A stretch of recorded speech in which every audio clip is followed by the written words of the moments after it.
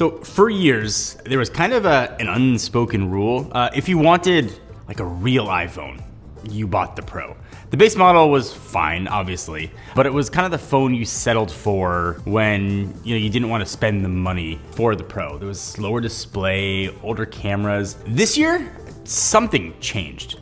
The iPhone 17 cost $799. It's got the 120 hertz display. Apple has held hostage for years. It's got double the storage. The cameras are legitimately impressive. On paper, it looks like Apple decided to make a base iPhone that doesn't suck at all. But I think we've been burned before. Where did Apple cut corners? Where does it fall apart? What are the compromises that make you wish you spent more money for the Pro? Spoiler alert here, I'm still looking. So for years, the Pro iPhone had a smooth 120 hertz display, while the regular iPhone was stuck at a really antiquated 60. It was the most obvious difference between the two phones. And meanwhile, budget Android phones had high refresh displays. Apple didn't care. They kept happily selling it. Every review mentioned it. Most users were aware of it. Didn't matter. This year, they caved. The iPhone 17 has a beautiful 6.3-inch OLED display with ProMotion. That's 1 hertz to 120 hertz adaptive refresh. Same tech that's been in the Pro model since 2021. And the difference is immediately, like viscerally noticeable. I handed this phone to my wife. She's using an iPhone 14 for a few years. The first thing out of her mouth was, why does this feel so much smoother? She doesn't watch tech videos. She doesn't care about tech or refresh rate or specs. She just knew something felt better. And everything feels better on this phone. Scrolling through Instagram feels fluid. Swiping through apps is more responsive. Even just like the mundane stuff of like locking and unlocking your phone and checking notifications just feels smoother. It's one of those things where once you have it, it's going to feel broken to go back. Apple also cranked the brightness to 3000 nits peak, which is the same as the Pro. I took this to the park on a sunny afternoon, the kind of day when normally you couldn't see much on your screen, and I could actually read the text. There's anti-reflective coating on the glass now too, and the glare is noticeably reduced. Watching videos in bright environments doesn't make you want to sort of just throw your phone and just put it back in your pocket. And always on display is here too, so your lock screen stays visible without destroying battery life. Glanceable time, date, widgets. It's one of those features I think that seems small until you have it, then going back feels like a massive downgrade. All right, so here's where I thought the catch would be. Okay, they gave us a good display, but surely they cut something to make room for it in the budget. Not really.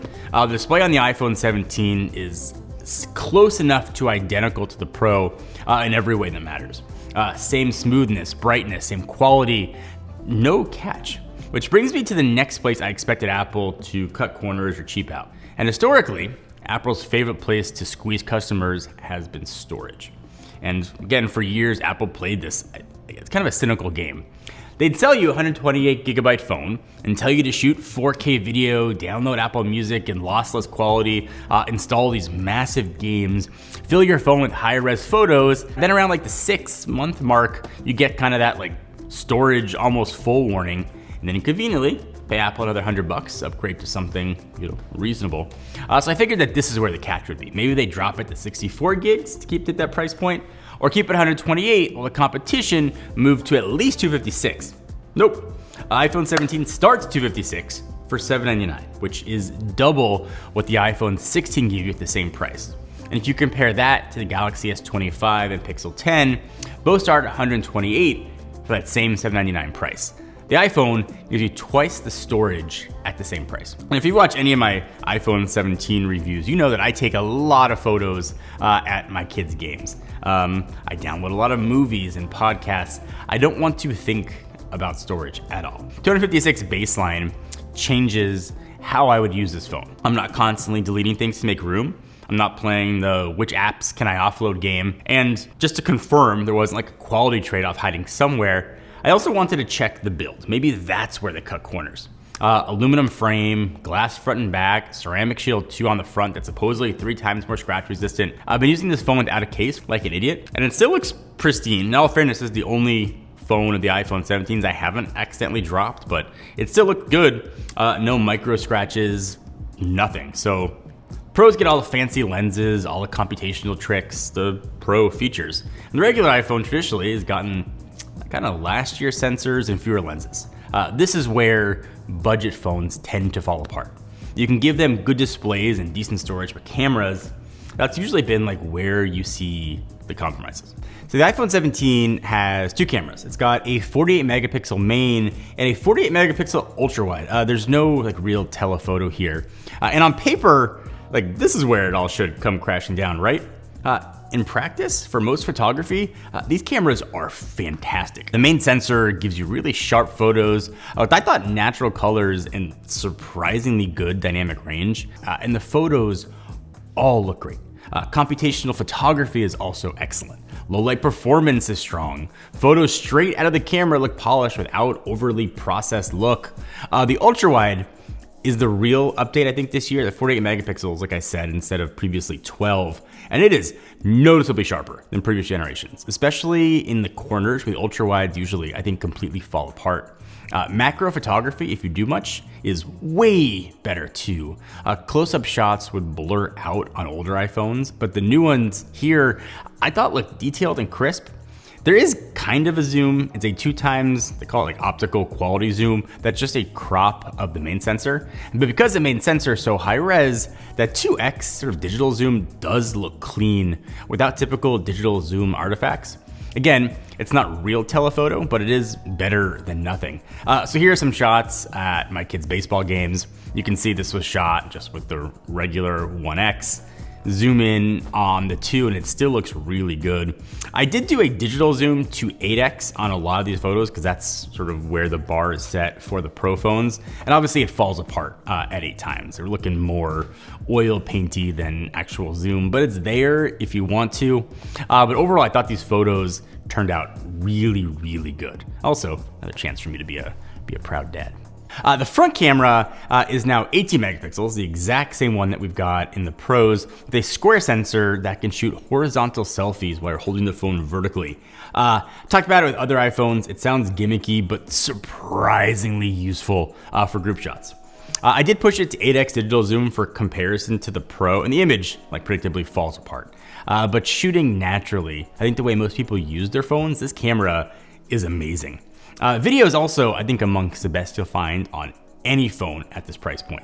Stabilization is excellent, colors look natural, 4K 60 is smooth. For everyday photography, family photos, food, video, social media, is super smooth. But here's the catch. Finally, like the thing that you give up with the iPhone 17. There's no real telephoto lens. Anything beyond 2x is digital zoom and it degrades fast. Like I said, at 4x, photos are soft. Personally, like I said, I shoot a lot of sports from sidelines, and this lack of real telephoto lens is definitely noticeable. S25 has a 3x at this price. The Pixel 10 added one this year. Both give you more flexibility for distant shots. I'm assuming most people don't shoot that way the same way I do, because people probably want to take photos of things that are right in front of them. Dinner, friends, pets, food, vacation snapshots, and for all of those things, the iPhone 17's cameras are excellent. You either need telephoto or you don't. If you're constantly shooting from a distance, you will absolutely miss it, and you probably want to look towards the Pros. If you're taking photos of everyday life, you probably won't miss it too much. So that is a real limitation. I think I finally found it. With all these upgrades to the phone, the Pro display, double the storage, solid cameras, I did start wondering though if Apple cheaped out on the processor to make the math work. Because that would probably be the smart play, right? Give people the flashy stuff that they notice, but use a slower chip most people won't think about till a few years from now when the phone starts feeling sluggish. The A17 runs Apple's A19 chip, and it is absurdly fast. In 2025, every flagship phone is so powerful, the bottleneck isn't the processor anymore. It's the apps and the software.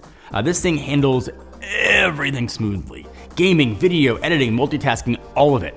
There's almost nothing interesting to say about the processor, except it's fast and you'll never notice any slowdown. You also have headroom, presumably for years. So no catcher either. So now this phone is starting to feel a bit suspicious, right? The hardware all checks out, but what about software stability? Because that's another place companies love to cut corners. Hardware looks great on paper, but the software is buggy and some features are unusable. That would probably explain how Apple's kind of hitting this price point, right? The iPhone 17 did ship with bugs. There were Wi-Fi connectivity issues that were happening. It would disconnect and reconnect on its own. Wasn't consistent, but it definitely did happen often enough to be noticeable. If you use wireless CarPlay, it was definitely more disruptive. CarPlay would drop mid-navigation and then kind of reconnect. There also were some cellular issues with eSIMs, dropped calls, activation problems. I ran into big time issues moving eSIM from one iPhone to another. Some users have reported that Apple Intelligence features didn't activate properly. So there is some software instability, but nothing that feels like a fundamental corner cutting measure. It felt more like launch bugs. And I'm not sort of giving a pass here, but I do expect these to be completely fixed with upcoming software updates. By the time you watch this, chances are they will all be fixed. Which leaves the one last place I expected to find a big compromise. Because with that gorgeous 120 hertz display, all the camera features, powerful processor, it's gotta be battery life, right? That's gotta be a disaster. That's the trade-off with the higher refresh display. You're getting all the features, but now you gotta charge it twice a day. So the iPhone 17 has just under a 3,700 milliamp-hour battery. Apple rates it at 30 hours of video playback. In real use, I'm getting about 6.5 to 7 hours of screen on time. That's a full day for almost all people. Obviously, caveat, your use case is gonna vary on what third-party apps you use, could drain battery a lot more, but this is definitely a full day phone, and certainly not worse than last year's phone, which was also a full day phone. Also, if you do have to plug it in, charging is way faster now. 40-watt wired gets you to about 50% from empty in 20 minutes. 25-watt MagSafe is a huge upgrade too. Battery life is solid. It's not like legendary, but it's solid. Full day of use without anxiety. There's no catch there either. Where's the compromise makes you wish you spent more money on the Pro? The only one I found was telephoto lens. And I kind of knew that going in. That's it. Everything else, the display, the storage, the cameras for everyday use, the performance, the battery, it's all legitimately great, not just like good for the price great like it had been. For years, buying the base iPhone always meant that you were accepting and getting the lesser iPhone. Apple, I think, made sure you felt it too.